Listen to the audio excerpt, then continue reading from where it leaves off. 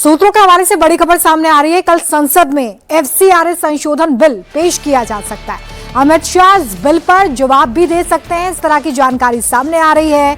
इससे पहले देखिए, विपक्ष की तरफ से लगातार अमित शाह की गैर मौजूदगी को लेकर बवाल किया जा रहा है, तो दूसरी तरफ अब खबर है कि फॉरेन कंट्रीब्यूशन रेगुलेशन एक्ट संशोधन बिल जो है वो पेश कर सकती है सरकार। हमारे पॉलिटिकल एडिटर देवेंद्र पारेशर हमारे साथ इसी खबर पर ज्यादा जानकारी के साथ जुड़ गए हैं। देवेंद्र, ये बड़ी खबर, एफसीआरए संशोधन बिल सरकार ला सकती है और अमित शाह इस पर बात भी कर सकते हैं। जी हाँ, बिल्कुल। और सोर्सेज के द्वारा जो जानकारी मिल पा रही है उसके हिसाब से जैसे हम सभी जानते हैं कि पिछले सेशन में इस बिल को टेबल कर दिया गया था और उसके बाद अब इस बिल को पास कराया जाना है। तो उस कंडीशन में, क्योंकि गृह मंत्रालय से संबंधित ये बिल है, तो गृह मंत्री अमित शाह खुद इस बिल के प्रावधानों के बारे में ये बताएंगे विस्तार से कि आखिर ये बिल क्यों जरूरी है। और इस बिल को लेकर अगर देखें तो अमेरिका तक से रिएक्शन आ रहे हैं इस बिल को लेकर, और वहाँ के कई कांग्रेस के नेताओं ने इस बात को लेकर अपनी प्रतिक्रिया दी है। लेकिन इस बिल के मकसद के हिसाब से देखें तो मकसद मुख्यतः यही है कि विदेशों से जो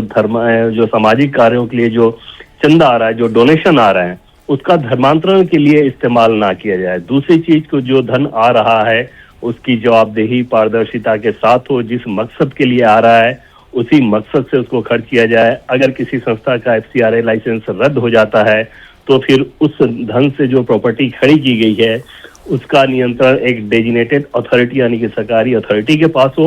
उसमें यह भी प्रावधान है कि अगर वो संस्था दोबारा अपने लाइसेंस को रिन्यू करा लेती है तो वापस उसको कर दिया जाएगा। साथ ही साथ इस बात की भी व्यवस्था की गई है इस कानून में, इस अमेंडमेंट के द्वारा, कि अगर उस संस्था का चरित्र धार्मिक है तो भले ही वो डेजिनेटेड अथॉरिटी के पास आ जाए, लेकिन उसके धार्मिक स्वरूप को बरकरार रखा जाएगा। यानी कि एक जो अफवाह फैलाने की कोशिश की जा रही है इस बिल के संशोधन को लेकर कि चर्चों पर सरकारी नियंत्रण आ जाएगा, वैसा नहीं है। उनका मूल स्वरूप जो है वो वैसे ही रहेगा। तो कुल मिलाकर एक पारदर्शी व्यवस्था बनाने की कोशिश की जा रही है एफसीआरए के इस अमेंडमेंट के द्वारा, जो कि पहले के कानून में बहुत सारी ऐसी चीजें थी जो कि स्पष्ट नहीं थी, उसको और ज्यादा स्पष्ट किया गया। हालांकि सजा के हिसाब से देखें तो उसमें उल्लंघन होने पे अधिकतम 5 वर्ष तक की सजा थी।